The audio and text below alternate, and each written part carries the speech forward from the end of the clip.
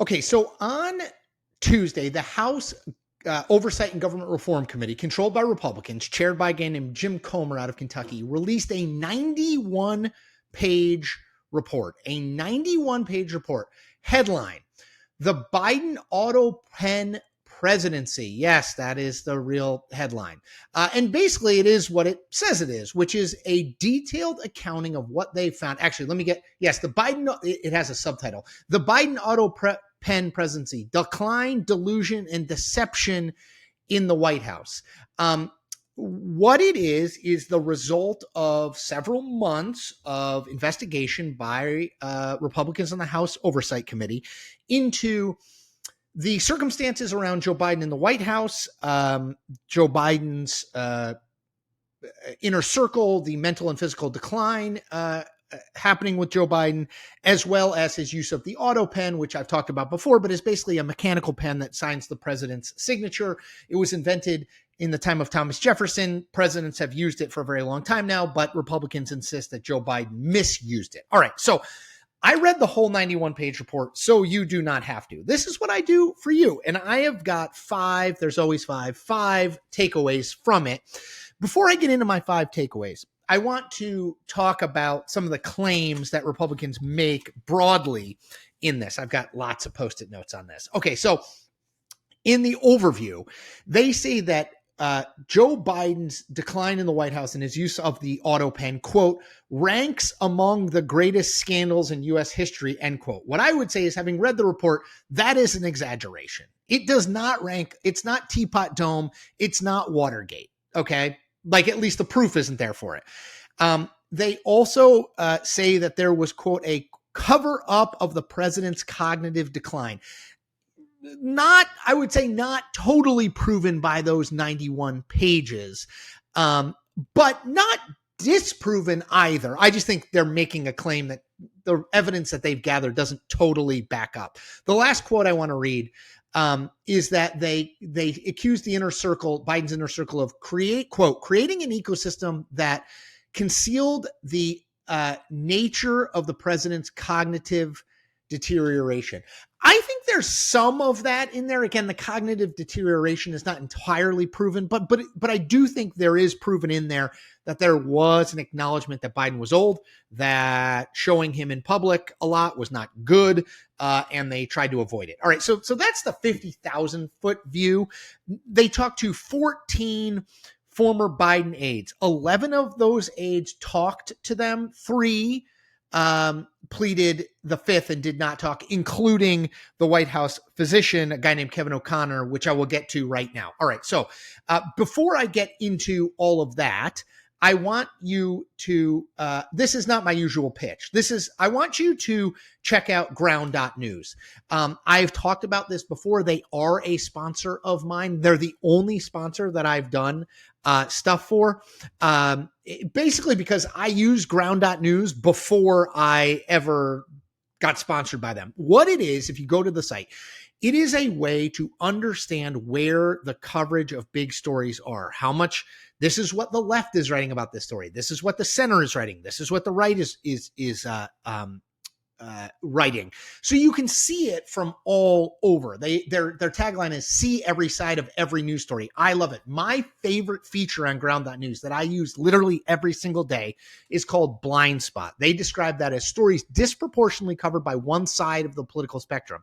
So today, they have Kremlin says its troops will destroy foreigners fighting for Kyiv. That is being covered much more by the right than the center or the left.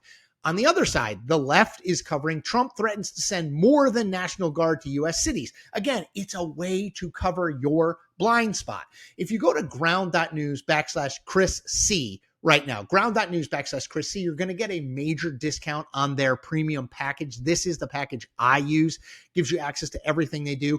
If you are investing in journalism and wanting to get the honest assessment, not the right spin, not the left spin, but the honest, independent assessment, ground.news is where you should do it. Okay, pitch over. Hope you check it out. All right, so let's go through my 5 takeaways from the House Oversight Committee on the Biden Autopen Presidency: Decline, Delusion, and Deception in the White House. I mean, man, that's a real made for Netflix kind of title. All right. Takeaway number 1.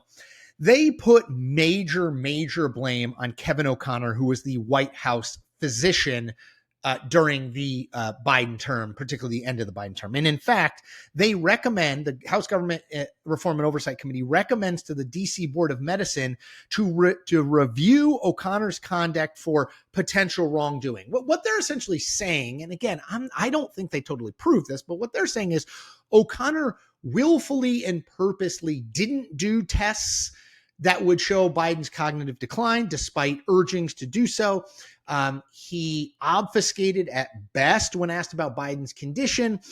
They would say he lied, and that this undermines the broader, his sort of medical directives on how to handle things. So Kevin O'Connor, if you have to have a villain, according to the House Oversight Committee, Kevin O'Connor is the main villain. Takeaway number 2. Jeffrey Zients was a huge source for the report. So Zients was Joe Biden's chief of staff in the second half of his term. But Zients he also was involved in the Obama administration. Zients did talk. He was one of the 11 former Biden aides who did talk to the House Oversight Committee. He's all over this report. He is quoted repeatedly. He acknowledges that there were conversations about Biden's age.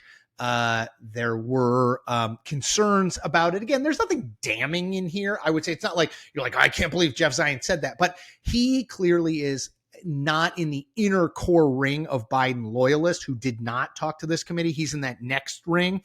And what he says informs a lot of the committee's report. By the way, I will put a link to the committee's report in the description of the YouTube, in the first comment in the YouTube video, so you can see it. You can read the whole thing if you want for yourself. It is 91 pages. Okay, so that's takeaway 2. Jeff Zients was super involved. Takeaway 3, Anita Dunn, who was the White House communications director, told the committee that senior advisors to Biden made the determination that Biden should not undergo a cognitive exam in 2024. Now, the committee report suggests that's because they were afraid of what they were going to find out. The testimony says more that they didn't think it would prove anything, that it was at best a neutral, because people would say, oh, those cognitive tests are so easy, right? I mean, that's what we heard when Donald Trump underwent a cognitive exam. I will note Jeff Zients, who I mentioned, former White House chief of staff for Biden, did call for what he described as a quote unquote full workup of Biden after the June 2024 debate, after Biden's disastrous performance in that debate. He recommended a full physical and mental workup of Biden. He recommended that to White House physician Kevin O'Connor. He said that O'Connor, quote, took that on board, but didn't do anything about it, that there was not a cognitive or any kind of full workup done of that. So that's takeaway number 3. Takeaway number 4, as I said, the committee talked to 14 people. None of those 14 witnesses said that they had concerns about Joe Biden's cognitive decline, that they had witnessed things that made them worried about Joe Biden and how he was doing. Take that for what you will. The committee takes it as proof positive that these people were all involved in this cover-up and they were either willfully or not so willfully blinded by all this. But I will note 14 people they talked to, 3 pleaded the fifth, but 11 who gave detailed testimony said they saw no evidence in their day-to-day experiences with Biden, which were varied. Some interacted with him every day, some did not, but they saw no evidence of cognitive decline. Takeaway 5, Hunter Biden, the son of Joe Biden, was directly involved in decision-making about pardons that Joe Biden granted to, among others, Dr. Anthony Fauci, General Mark Milley, and 5 of the Biden family members who Joe Biden preemptively pardoned. Now, that doesn't seem good to me. Hunter Biden obviously received this wide blanket pardon by Joe Biden.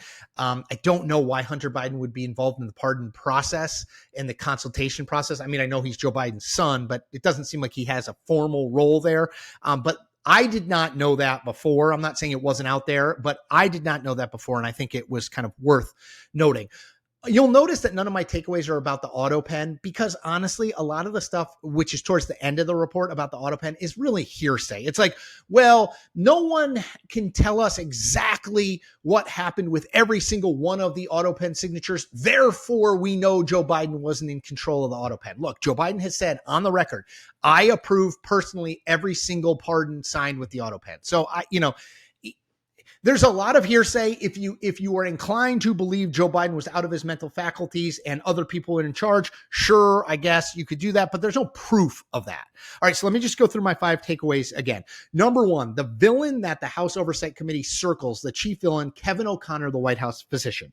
Number 2 takeaway, Jeffrey Zients, who was Biden's chief of staff in the last couple of years of his presidency, was a gigantic source for the report. Number 3, Zients recommended a full workup, in his words, of Biden after the debate. Anita Dunn, who was the White House communications director, said that earlier in the year, the political advisors to Biden had made a decision not to have him submit to a cognitive exam. And as far as we can tell, there was no cognitive exam done of him.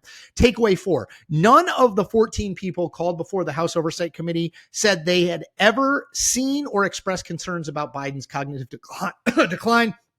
Takeaway 5, Hunter Biden was involved in the decision-making process. Excuse me. Hunter Biden was involved in the decision-making process on pardons for Anthony Fauci, Mark Milley, and 5 of his Biden relatives, which seems odd and fishy to me. That's my takeaways. As I said, do a couple things. Go to ground.news/Chris C. You get a discount on a great site that will help you successfully navigate the news and find where the bias is in it and where the bias isn't. Subscribe to my channel, independent and authentic. I'm always going to be independent from big media and independent from the 2 political parties. I'm always going to be authentic, tell you what I believe, not what you want to hear.